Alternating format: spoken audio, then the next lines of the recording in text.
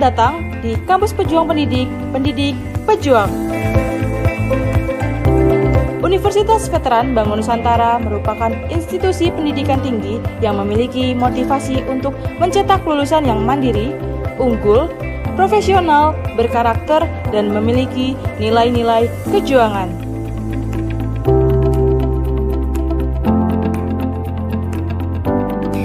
Saya Rektor Universitas Veteran Bangun Nusantara, Profesor Dr. Farida Nugrahani, Magister Humaniora.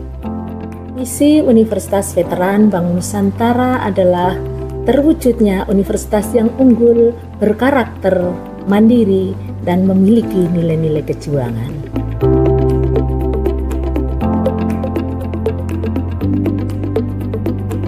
Univet bisa, Univet jaya, Univet unggul luar biasa.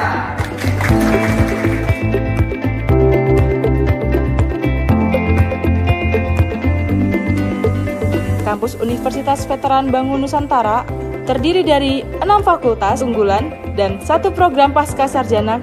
Univet Bantara memiliki peringkat ke-97 antar perguruan tinggi se-Indonesia, dilansir melalui website EduRank.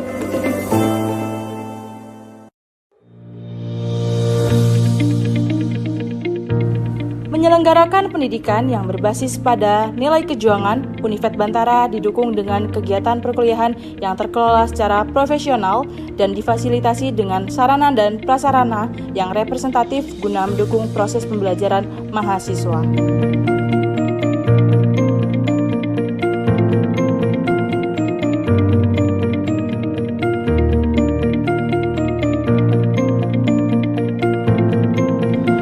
Univet Bantara secara intens melaksanakan penelitian guna menunjang pengembangan iptek dan sosial budaya sekaligus sebagai wadah untuk memberikan kompetensi serta keahlian khusus untuk mahasiswa dalam menyongsong masa depan yang penuh dengan tantangan.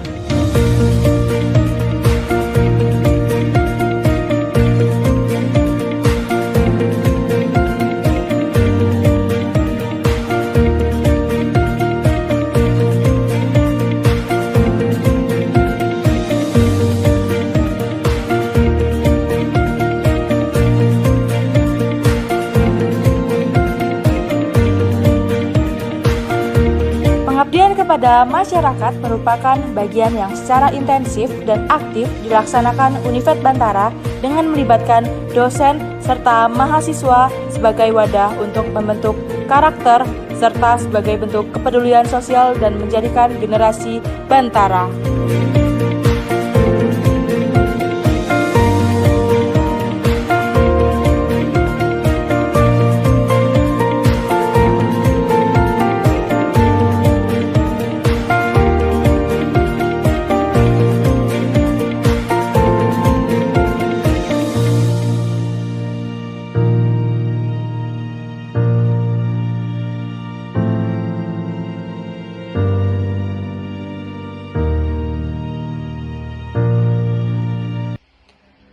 Assalamualaikum warahmatullahi wabarakatuh. Yang terhormat Rektor Universitas Veteran Bangun Nusantara Sukoharjo, Ibu Profesor Dr. Farida Nugrahani, Magister Humaniora. Yang saya hormati Bapak Dosen Pembimbing Mata Kuliah Seminar Pendidikan Profesi Guru, Bapak Tri Sutrisno, Magister Olahraga. Yang saya hormati pula Bapak Ibu Penguji Ujian Seminar Pendidikan Profesi Guru, Universitas Veteran Bangun Nusantara Sukoharjo. Bapak Ibu yang saya hormati, izinkan saya memperkenalkan diri. Perkenalkan, nama saya Lina Mariana. Saya mahasiswa PPG Prajabatan Gelombang 2 tahun 2023 Universitas Veteran Bangun Nusantara Sukoharjo dengan nomor induk mahasiswa 2322520036.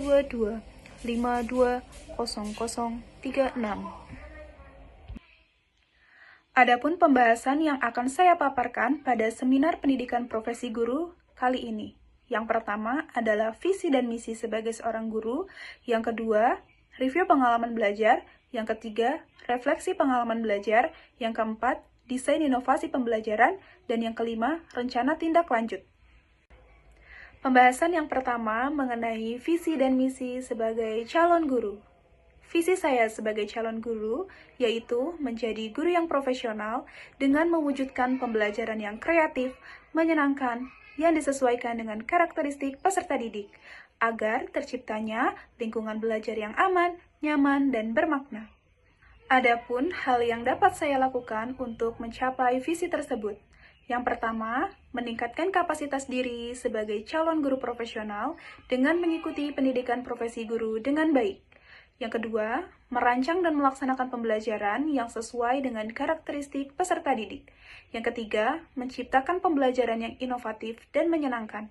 Dan yang keempat, menjalin kolaborasi dengan rekan guru atau teman sejawat. Pembahasan yang kedua yaitu mengenai review pengalaman belajar. Di sini saya telah mereview beberapa pengalaman belajar yang terdapat pada mata kuliah di semester 1 dan semester 2. Adapun mata kuliah di semester 1, yang pertama yaitu Filosofi Pendidikan Indonesia, yang kedua mata kuliah Pemahaman tentang Peserta Didik dan Pembelajarannya, yang ketiga mata kuliah Prinsip Pengajaran dan Asesmen 1, yang keempat ada PPL 1, yang kelima Pembelajaran Berdiferensiasi, dan yang keenam mata kuliah Perspektif Sosiokultural Pendidikan Indonesia. Selanjutnya, review pengalaman belajar yang terdapat pada mata kuliah di semester 2. Yang pertama, terdapat di mata kuliah Prinsip Pengajaran dan Asesmen 2. Yang kedua, mata kuliah Pembelajaran Sosial Emosional. Yang ketiga, mata kuliah Computational Thinking. Yang keempat, mata kuliah PPL 2. Yang kelima, mata kuliah Proyek Kepemimpinan. Dan yang keenam, mata kuliah Seminar Pendidikan Profesi Guru. Pembahasan yang ketiga yaitu mengenai refleksi pengalaman belajar. Berdasarkan proses pembelajaran yang telah saya pelajari di semester 1 dan semester 2, banyak pengalaman belajar yang saya dapatkan setelah mempelajari materi pada setiap mata kuliah. Berdasarkan berbagai refleksi dari setiap mata kuliah yang telah saya lalui, saya memilih mata kuliah praktik pengalaman mengajar 2 atau PPL 2 sebagai mata kuliah yang memberikan pengalaman belajar yang bermakna. Adapun topik pembelajaran pada PPL 2. Pada PPL 2 terdapat 5 topik yang dibahas. Pada topik 1 membahas mengenai orientasi, pada topik 2 membahas mengenai observasi, pada topik 3 membahas mengenai pembelajaran terbimbing, pada topik 4 membahas mengenai pembelajaran mandiri dan melaksanakan kegiatan non-mengajar, dan pada topik 5 membahas mengenai diskusi refleksi akhir PPL. Pada tahap orientasi Program Pendidikan Profesi Guru atau PPG, mahasiswa memulai PPL 2 dengan tujuan memperdalam pemahaman mereka tentang berbagai aspek kehidupan di sekolah. Pada tahap ini, mahasiswa diperkenalkan dengan manajemen pendidikan, budaya sekolah, serta berbagai kegiatan ekstrakurikuler dan non-akademik yang berlangsung di sekolah mitra. Orientasi ini dilakukan pada hari pertama kehadiran mahasiswa di sekolah dan dipandu oleh guru pamong serta dosen pembimbing lapangan. Tujuan utamanya adalah untuk memberikan pemahaman yang komprehensif tentang lingkungan sekolah sehingga mahasiswa dapat menjalani PPL 2 dengan baik. Selanjutnya, pada topik 2, membahas mengenai observasi PPL. Kegiatan observasi dalam PPL 2 bertujuan untuk mengasah keterampilan mahasiswa dalam mengamati dan memahami berbagai dinamika yang terjadi selama proses pembelajaran. Mahasiswa diharapkan dapat mengidentifikasi berbagai faktor yang mempengaruhi keberhasilan pembelajaran serta memperoleh wawasan yang memperdalam tentang lingkungan akademik dan non-akademik di sekolah tempat PPL 2 berlangsung. Proses observasi ini mencakup berbagai aspek, mulai dari observasi karakteristik peserta didik, manajemen sekolah, hingga kegiatan ekstrakurikuler. Topik 3 mengenai pembelajaran terbimbing. Pada tahap ini, mahasiswa PPG melaksanakan praktik mengajar di bawah bimbingan intensif dari guru pamong. Setiap mahasiswa diharuskan menyelesaikan satu siklus praktik yang meliputi perencanaan, pelaksanaan, evaluasi, dan diakhiri dengan refleksi serta penyusunan rencana tindak lanjut. Proses ini dirancang untuk memperkuat kompetensi pedagogis dan meningkatkan kesiapan mahasiswa dalam melaksanakan praktik pembelajaran secara mandiri di masa mendatang. Topik 4. pembelajaran mandiri, dan melaksanakan kegiatan non-mengajar.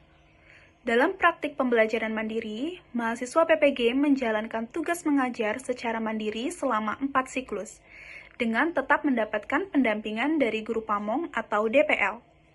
Pada tahap ini, pelaksanaan lesson study dan diskusi refleksi menjadi hal yang sangat penting ditekankan untuk memperdalam pemahaman dan meningkatkan kualitas pengajaran. Selain mengajar, mahasiswa juga aktif berpartisipasi dalam berbagai kegiatan mengajar seperti mendampingi ketika peserta didik sedang latihan untuk lomba MAPSI, ikut serta dalam kegiatan kepramukaan, dan ikut serta dalam kegiatan pengenalan permainan tradisional. Yang terakhir, pada topik 5 mengenai diskusi refleksi akhir PPL. Pada tahap akhir PPL 2, mahasiswa bersama dengan guru pamong dan dosen pembimbing lapangan melaksanakan refleksi bersama untuk mengevaluasi pengalaman yang telah diperoleh selama praktik mengajar. Diskusi ini bertujuan untuk mengidentifikasi hambatan dan tantangan yang dihadapi selama praktik mengajar, serta merumuskan langkah-langkah perbaikan yang dapat diterapkan di masa mendatang. Melalui refleksi ini, mahasiswa tidak hanya memperoleh pemahaman yang lebih mendalam mengenai praktik mengajar, tetapi juga memperoleh wawasan yang berharga yang akan menjadi landasan bagi pertumbuhan profesional mereka sebagai calon pendidik. Setelah mempelajari kelima topik yang terdapat dalam mata kuliah PPL 2, pembelajaran bermakna yang saya dapatkan terdapat dalam topik 4. Pengalaman yang berguna dan menarik terdapat pada topik 4, karena pada topik ini, mahasiswa diberikan tanggung jawab untuk mengajar secara mandiri di kelas tanpa didampingi oleh guru pamong. Mahasiswa mengajar sebanyak 4 siklus. Pada praktek pembelajaran mandiri, mahasiswa merancang sendiri pembelajaran yang akan dilakukan. Mahasiswa mengeksplorasi materi pembelajaran secara mandiri, serta meningkatkan keterampilan dan manajemen waktu dan sumber daya. Selain kegiatan mengajar, mahasiswa juga aktif terlibat dalam kegiatan non-mengajar. Beberapa artefak pembelajaran yang sudah dihasilkan di topik 4, yaitu yang pertama ada modul ajar. Di sini terdapat beberapa modul ajar yang telah saya buat, di antaranya modul ajar Bahasa Indonesia, bab 5 mengenai fakta dan opini, modul ajar IPAS, tema 7 mengenai kegiatan jual beli sebagai salah satu pemenuhan kebutuhan, modul ajar pendidikan Pancasila mengenai konstitusi dan norma di masyarakat. Selanjutnya, dari modul ajar yang telah dirancang, kemudian mahasiswa melakukan praktik mengajar secara mandiri. Artefak pembelajaran yang dihasilkan berupa video pembelajaran yang telah dilakukan oleh mahasiswa. Saya telah mengunggah semua video pembelajaran mulai dari siklus 1 sampai dengan siklus 4 di halaman YouTube. Ada pula LK3 dan LK4 yang diisi oleh guru pamong mengenai refleksi terhadap pembelajaran yang telah dilakukan oleh mahasiswa. Dari lembar yang telah diisi oleh guru pamong, mahasiswa dapat mengetahui kelebihan dan juga kekurangannya ketika ia sedang mengajar. Hal ini dijadikan sebagai acuan untuk langkah perbaikan mengajar ke depannya.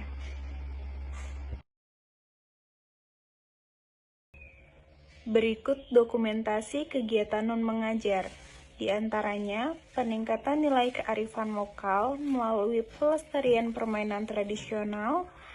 Yang kedua, mendampingi peserta didik latihan untuk mengikuti lomba MAPSI. Dan yang ketiga, turut serta dalam kegiatan kepramukaan.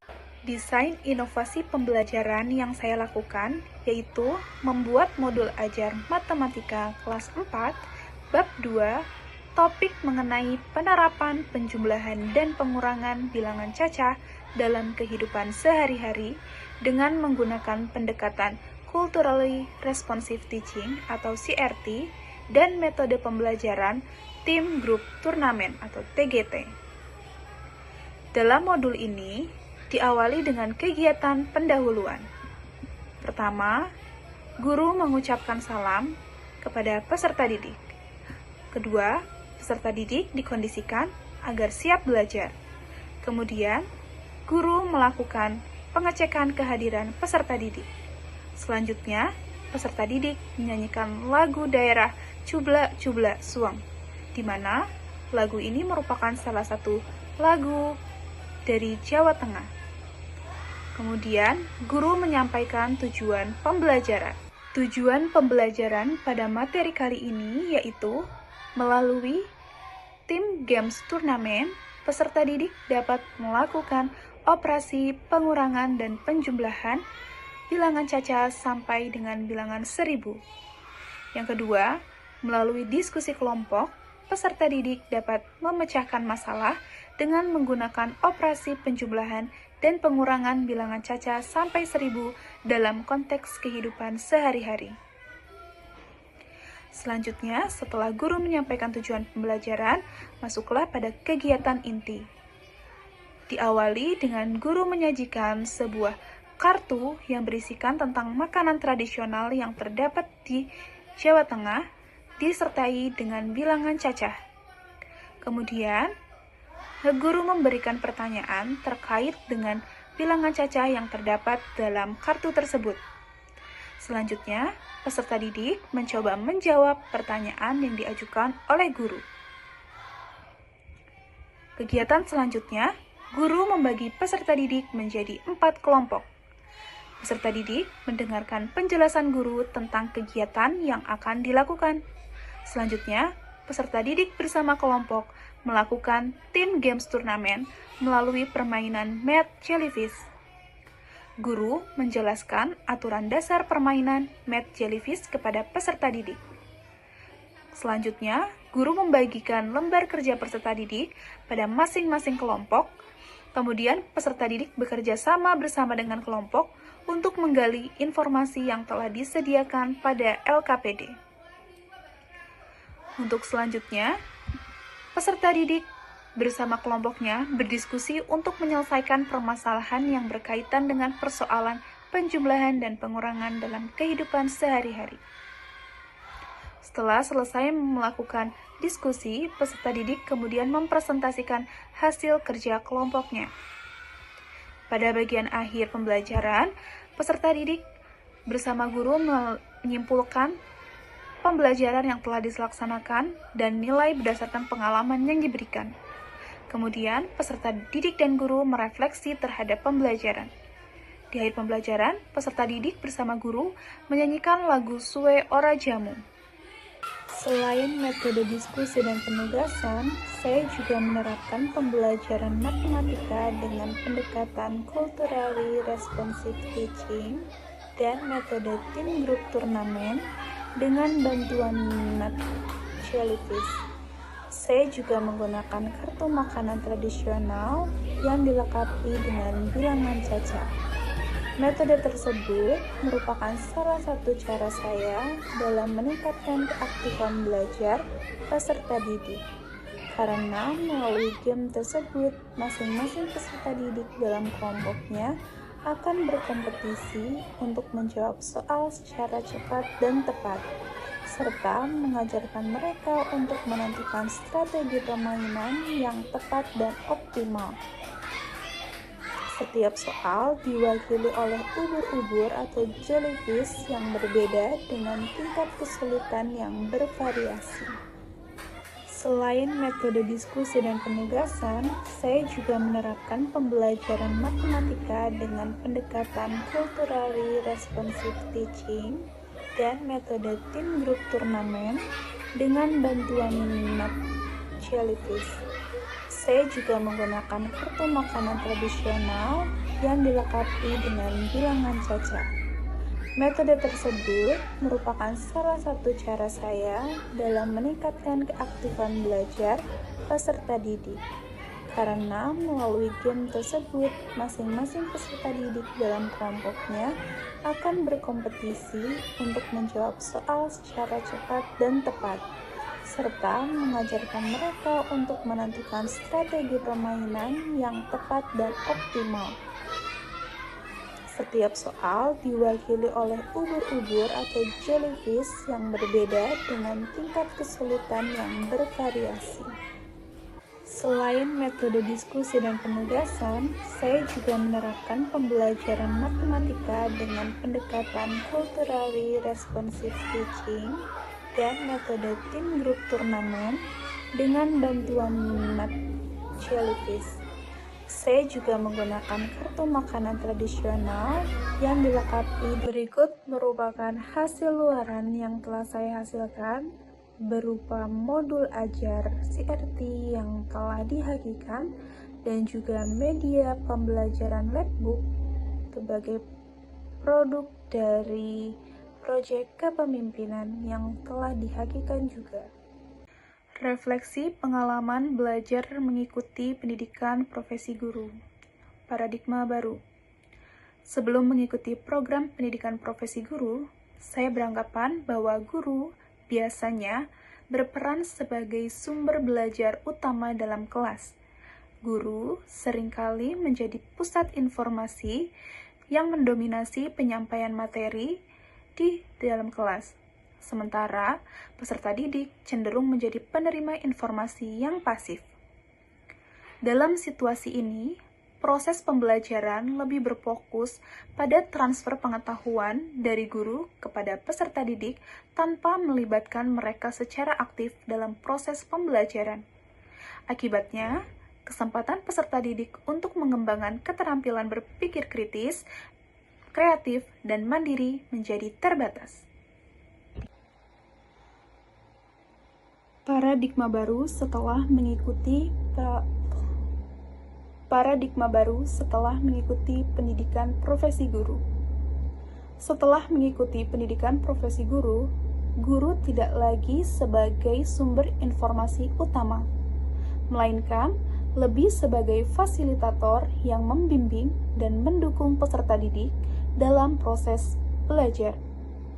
Pendekatan pembelajaran menjadi lebih berpusat kepada peserta didik, di mana mereka didorong untuk aktif berpartisipasi, berpikir kritis, dan mengembangkan pemahaman mereka sendiri melalui diskusi, eksplorasi, dan kolaborasi. Rencana tindak lanjut yang akan saya lakukan, yang pertama, memanfaatkan hasil refleksi pembelajaran untuk memperbaiki rancangan modul ajar yang telah dibuat. Hal tersebut dilakukan agar sesuai dengan karakteristik peserta didik dan kebutuhan belajar peserta didik. Yang kedua, merancang bahan ajar yang menarik melalui penggunaan bahasa yang mudah dipahami, pemberian contoh yang bervariasi, serta penjelasan tiap langkah pengerjaan secara runtut dan jelas. Rencana tindak lanjut yang ketiga, siap mempelajari teknologi baru dan menerapkannya ke dalam pembelajaran di kelas agar terciptanya proses belajar yang kreatif, inovatif, dan menyenangkan bagi peserta didik. Dan yang keempat, berusaha menciptakan lingkungan belajar yang aman, nyaman, dan berpihak pada peserta didik. Demikian presentasi yang dapat saya paparkan terkait dengan video seminar pendidikan profesi guru. Mohon maaf bila ada kesalahan. Terima kasih. Wassalamualaikum warahmatullahi wabarakatuh.